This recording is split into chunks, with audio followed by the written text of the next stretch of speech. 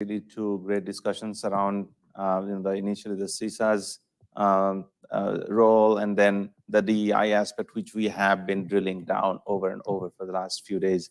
But again, I think we would be remiss if we didn't kind of really zoom in on the lesson and the effort that's been put in under the NICE umbrella. And who can do this better than the two that have actually worked together for the longest time to build this together. And so I welcome Rodney Peterson, Director of NICE, and our very own Director Diana Burley to join this discussion and enlighten us about the way we can use NICE as a serious tool on our workforce development. Thank you, sir. Stage is yours. Well, thank you, Val. Rodney, I know that we've worked together for a very long time, I'm confident that everyone in our audience is aware of the National Initiative for Cybersecurity Education and the framework. But why don't we start with you giving us an overview of the initiative, of the framework.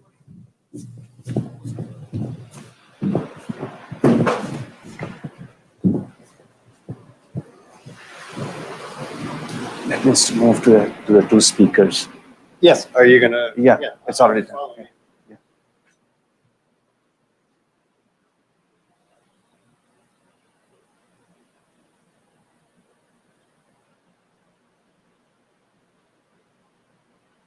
The federal government, but there wasn't much collaboration or coordination. And so the White House, and through an interagency process, designated NIST as kind of the headquarters for that. And we've been operating since that time, both at the interagency level within the federal government, but also working with academia and the private sector.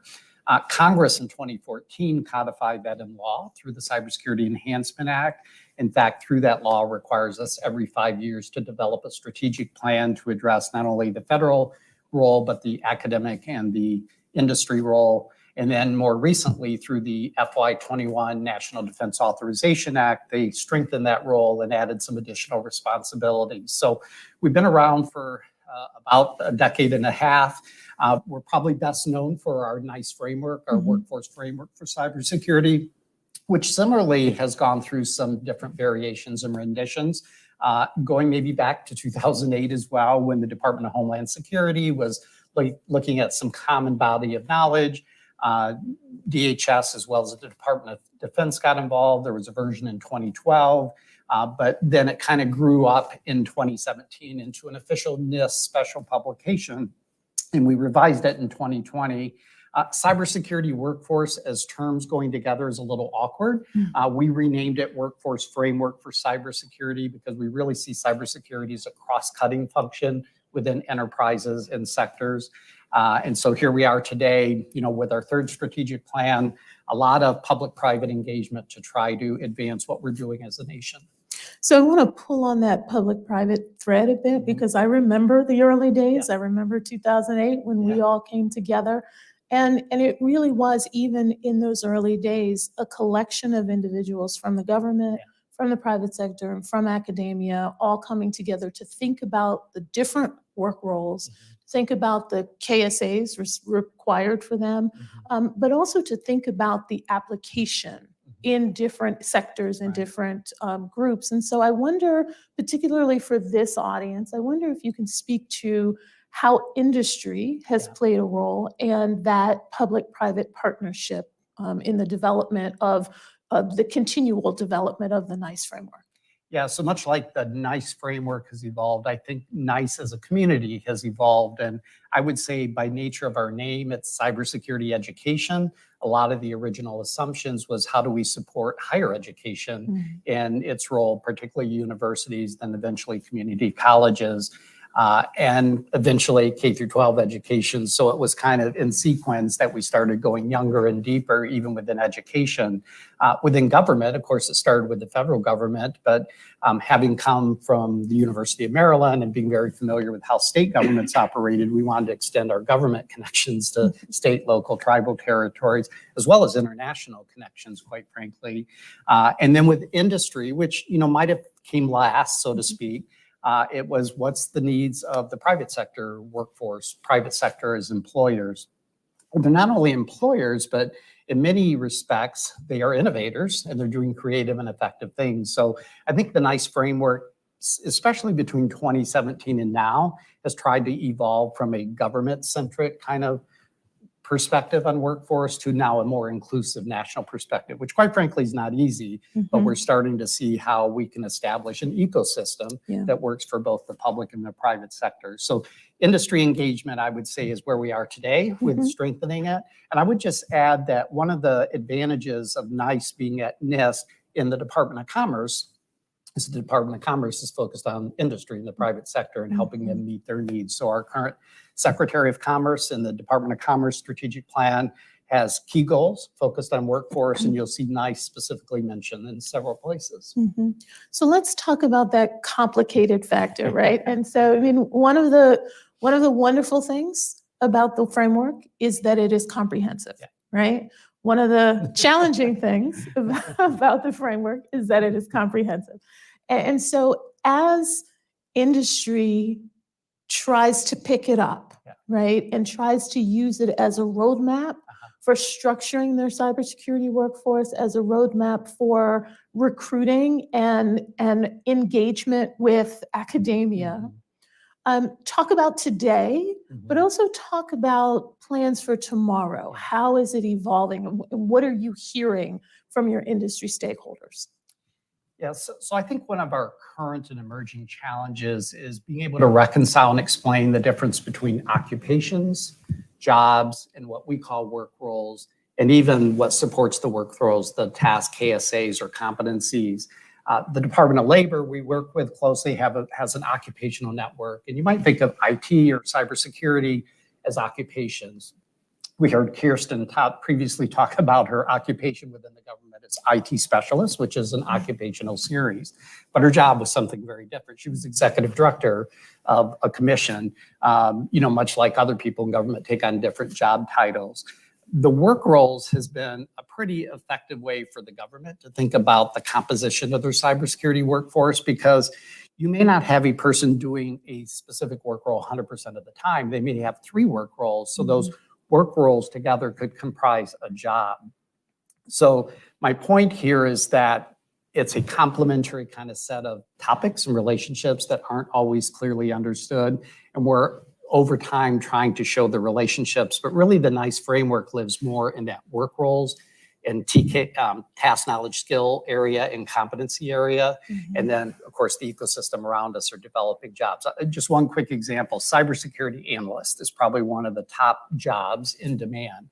Our workforce framework would call that work role as cyber defense analyst, which sounds very similar.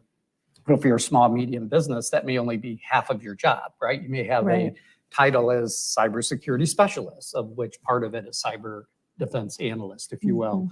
So that's how we're trying to evolve. And then I can say more about competencies later, but I think competencies really helps describe the learners, and especially for education and training providers, may be a more effective way to help the learners develop the skills they need to be qualified. Yeah. So you've said a lot. And it all made sense to me. But I've been living and breathing this for a long time. And so if we take a step back to our industry friends, right?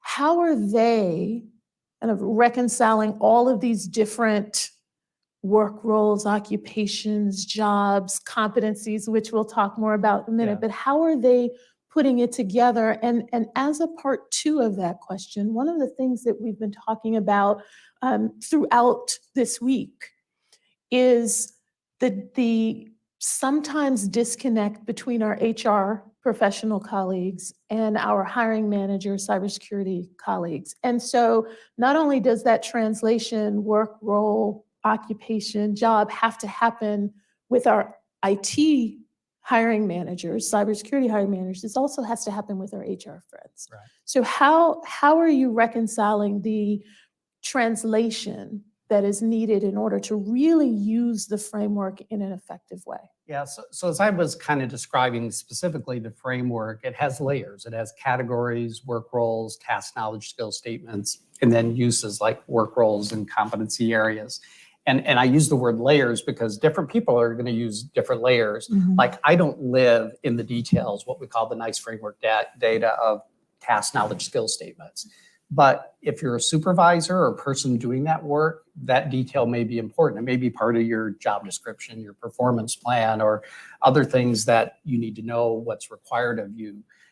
HR, and I would expand that to be talent management or recruitment, Sure. probably mostly needs to know about the categories, because the NICE framework is not just about what people might consider to be traditional cybersecurity roles. It's about IT roles and OT roles, people who operate and maintain information technology or operational technology. It's also about people who are researching and developing and designing systems and networks and software. And that's another kind of layer, if you will, of recruitment. It's also about people who investigate and deal with cybercrime or incident response. So HR doesn't need to know the details of the duties, because the duties are typically developed by the hiring manager or the supervisor, but they need to at least understand at a high level what I said earlier, that cybersecurity is a cross-cutting profession, and we need talent to be able to be competent across a variety of different career areas. So if I use your layers term, Uh-huh. and I think about all of these different categories of people, the talent management people, HR, IT, et cetera, is the advice that when the different types of categories of people engage with the NICE framework, that they all will come in at a different layer or at an appropriate layer? And is that a way perhaps, and you may have already done this, so forgive me for saying it in the future tense, but is that a way perhaps to increase the level of industry engagement with the use of the NICE framework if you provide a roadmap for these different groups as to which layer to enter the framework on? And if you're already doing that, can you point us to a resource where they could get that insight? Well, I wouldn't say we've arrived. Much of what we're doing is a destination. But as we think about our audiences, it's not only the traditional government, industry, and academia. Our stakeholders tend to be employers, again, public, private sector, broad, education and training providers, which is really important, and then the learners. But within that employer category, it probably breaks down even further, as I described, to HR, talent, hiring managers. I mean, CISO, which this organization I think serves and represents, is another great category. Do CISOs need to know the details behind the NICE framework? Probably not. They need to know the categories, but they need to have people who work for them, that support them, that do. And so they may be the ones that want to drill into the work roles and drill into the details of the task, knowledge, skills statement. So like at our upcoming NICE conference, we'll have a panel of CISOs saying, this is how the NICE framework is relevant to us, which is probably going to be very different from the workforce developer that works for them, that could cite verse and line what's in the framework. Yeah. So let's talk a bit about competencies. So you mentioned that, you threw that out there, and tell us how the idea of competencies has evolved over the last several years, where it's going in terms of how the framework will adjust to fit competencies, and who, what category of people this notion of competencies is designed to really effectively communicate with. So competencies is another topic that's a destination, and I don't think we've arrived at the same location across the ecosystem. It's not new within the federal government. The Office of Personnel Management has developed competencies for a long time, leadership competencies that describe leadership roles you might have, including senior executive service. Back in 2012, they developed competencies for cybersecurity, of which our current competencies are based on. But in our 2020 revision, where we kind of reintroduced the idea of competency areas, we're beginning to see them as kind of buckets, especially knowledge and skills, but that support the achievement of tasks, that is more focused on the learner. And so in a 2019 executive order in the federal government, there was an emphasis, much like industry's doing, to do more competency and skills-based hiring. And of course, that means don't hire just based on degree or certifications. And so in order to do that, you need to be able to understand what are the competency areas we need to hire for. Project management is not a cybersecurity competency per se, but you may need people in your IT or your cybersecurity workforce who are competent in the area of project management. That might be one of the skill sets they bring to bear. Of course, policy and law and compliance might be another skill set. You may have a person who does that as their full-time work role, but you may be an auditor or you may be a system administrator, and you need to know a little bit about policy, law, and ethics. So that could be a competency. So again, my point about it being about the learner, that's where the education and training provider comes in pretty importantly, because they're preparing students to be competent to perform not only a job, but for a career. And we think that's a better hook for them to start developing people, not just for that work or that first job, but for a career that they can continue to build upon those competencies over time. Yeah. So the notion of competencies also leads me to, and this is something that Christoph in the podcast yesterday, there was a discussion. I won't say the word that our viewer said, but I will describe it in a different way, and that is credential creep, right? And so what we're seeing in the industry, and this is particularly a concern for when we're trying to get people to enter, right? So those early career positions. But we're seeing this idea of credential creep. The more certifications, degrees, letters I can put behind my name, the better candidate I will be, right?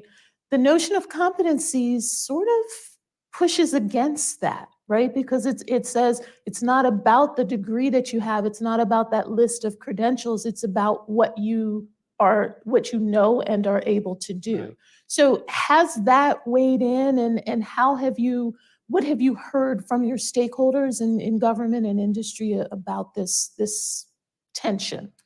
Yeah, so one of the things NICE does, as I said earlier, required by Congress, is a strategic plan. And we have several objectives that kind of touch upon this topic, but two in particular. One talks about the quality of credentials, because whether it's a degree or a certification or a badge or whatever other kind of documented experience you have, employers don't always value them or don't find like the person is job ready or qualified to do the work. So we're starting with kind of an evaluation of quality. But kind of secondly and complementary is that qualification requirements are not based on those credentials per se, but they're based on competencies and skills. So if you think of them together, credentials should demonstrate to an employer that the person has competency and skills that are validated and packaged in this credential, and therefore you can rely on it. Because again, a disconnect we have is when you hear about competency and skills-based hiring, even in the federal government, the employers have to assess them, and you wonder, isn't that what education and training providers have already done by giving them a credential? Why isn't that enough? Supposedly. Yeah, that's the disconnect. That's Right. what I talk about. It's a quality issue and it's a trust issue. You know, do employers truly trust a degree or a certification to demonstrate that the person is truly capable to do what they need them to do? So what if the answer to that is no? They don't trust. So how can they leverage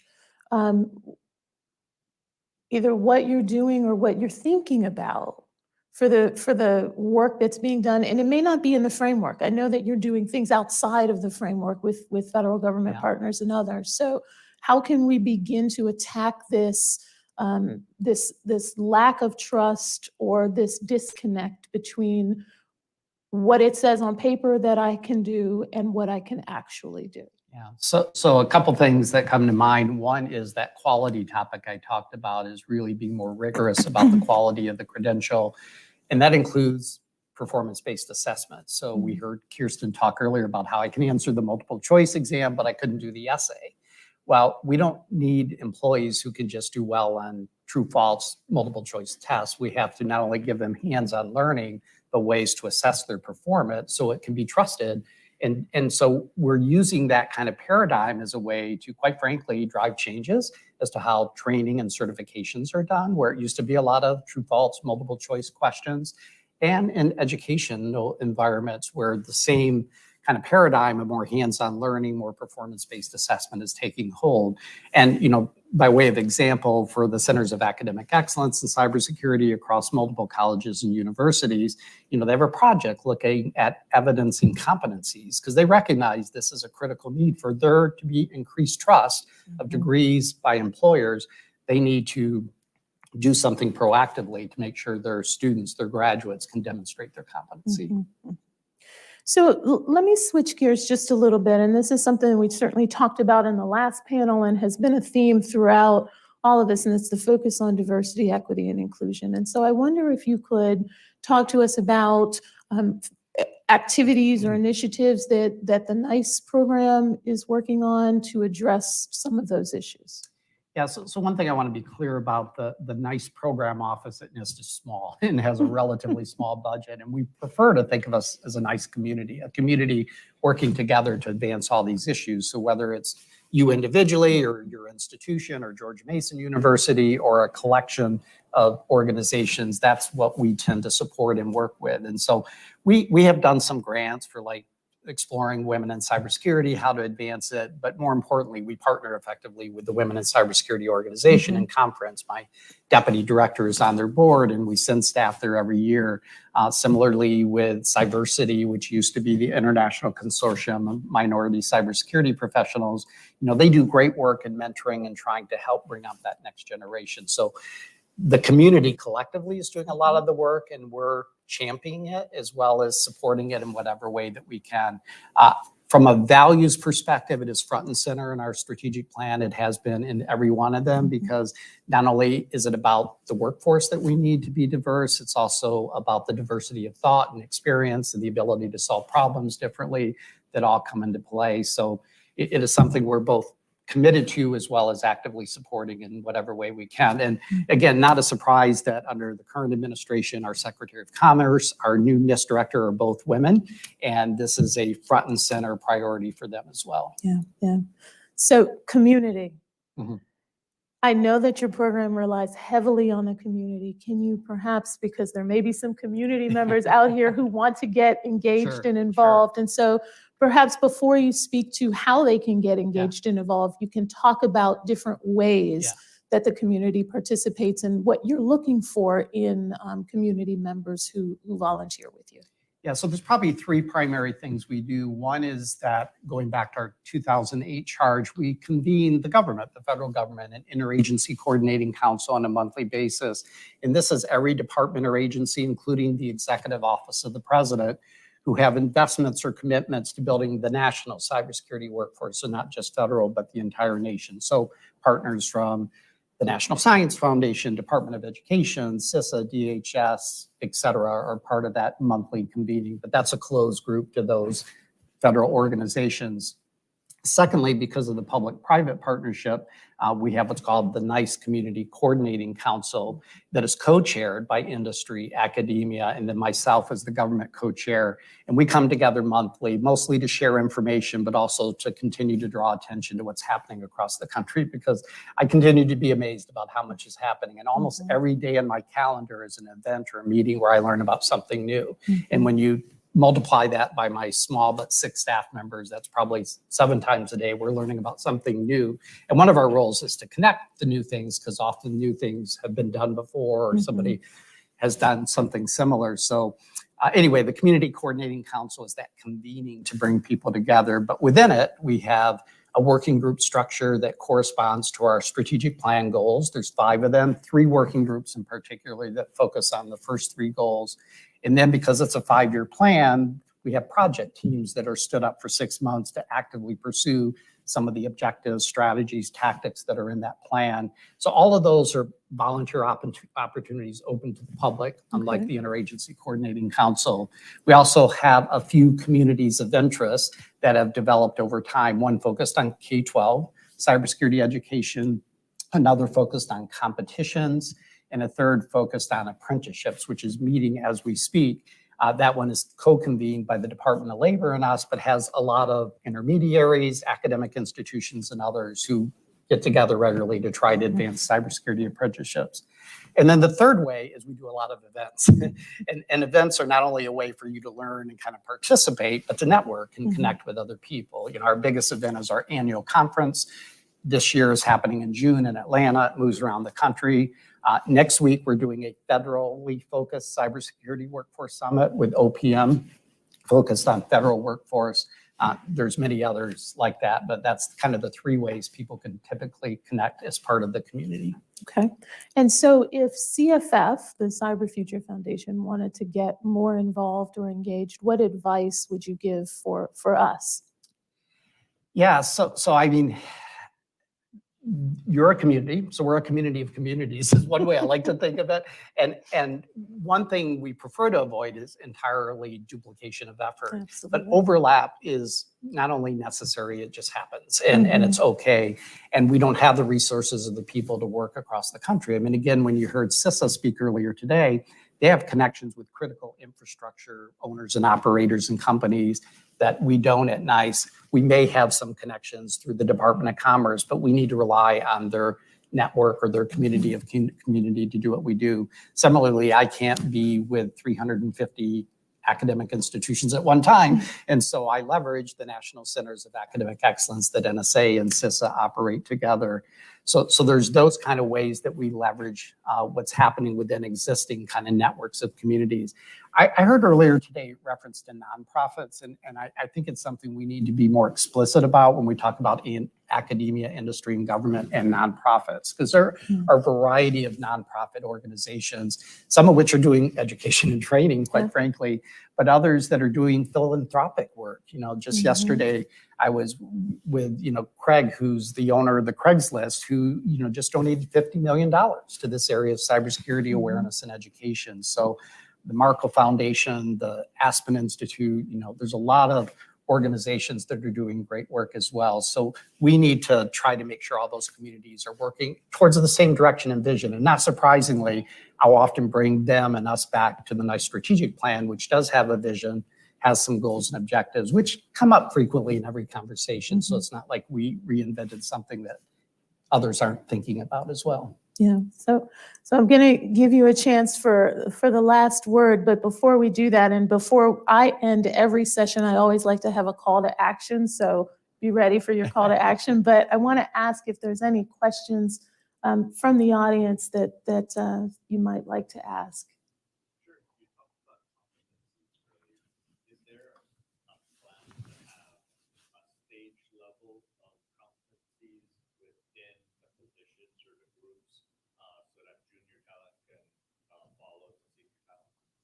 Yeah, so just to repeat the question so others can hear it, we discussed competencies. Is there a plan to have stage levels of competencies within a work role or within a job?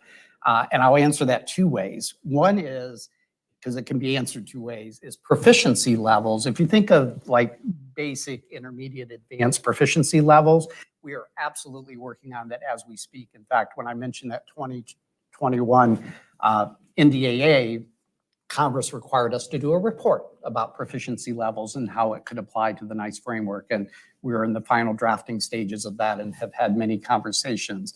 The second answer, which is related but not the same, is employment level.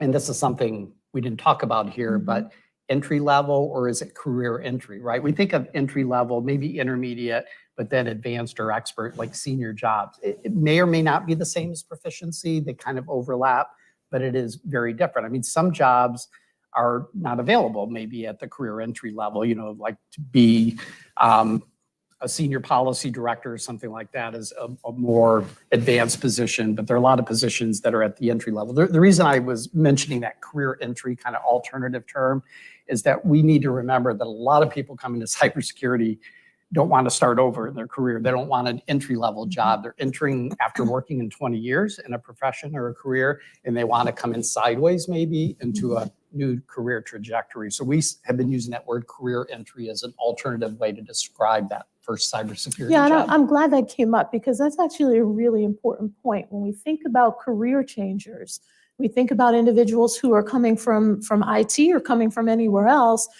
and we constantly say, well, entry level, they think that we're talking about kids. I say kids because my daughter's graduating from college in 6 days, yay. But we think about, a 20-year-old, a 22-year-old, right? And the reality is that we don't just want entry level. We also want people who are moving into the field across levels. And so that language switch, I think, is a really important point. Yeah. So before I give you the last word, I just want to make my plea, my call to action, and that is, the NICE community really is a cross-sector community of individuals who are not just advocating for cybersecurity and cybersecurity workforce, but actively engaging and working across the academy, across industry, across government. And so if you want to be involved in helping not only your specific organization, but helping to shape the way that we're addressing this. And one thing we didn't talk about is that Rodney's office actually engages quite a bit on the global stage and with our international partners. So this isn't just advancing the US, but it is advancing the global cybersecurity workforce community. I encourage you to go to the NICE website. I'm sure there's lots of contact information there so that you can get involved and engaged. You can, at the very least, begin to listen in on those monthly calls to hear about the different things that are happening. I can't believe that there are any activities that haven't already been tried or are already in progress. And so rather than starting something new, get engaged with this community just so that you can learn about others who may be doing something similar and partners with whom you can engage. So with that, I'm going to turn it to you for the last word. You're our featured guest here. I just want to maybe come back to your question about how this group and the organization can work together with us and support us. I mean, industry is vast and has a lot of different needs. And I would be remiss if I didn't say 99% of the businesses are small, medium businesses. So we tend to think about the large enterprises, but we really need to be understanding and supportive of the small, medium businesses that might only have a few employees, especially a few that are focused on cybersecurity related workforce issues. But we're a small office, we're part of the government, even though my background is from academia. We have lots of ideas and solutions, but we don't have all the answers. And so we need feedback and input. And if you're trying to use the NICE framework or trying to understand how to engage in the community and you have questions or feedback or input, that's probably what we need the most, because you probably don't hear this often from the government, but we're here to listen. We're here to try to meet your needs, not necessarily advance our own agendas. So I would just say, please get involved, contribute, share with us your creativity and innovation. Hey, thank you. Thank you very much.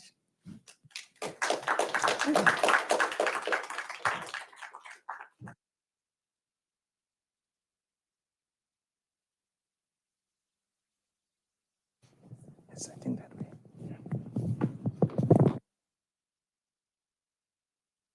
Well, thank you. Okay. Thank you again. We'll break for lunch now. We'll reassemble for the final two sessions.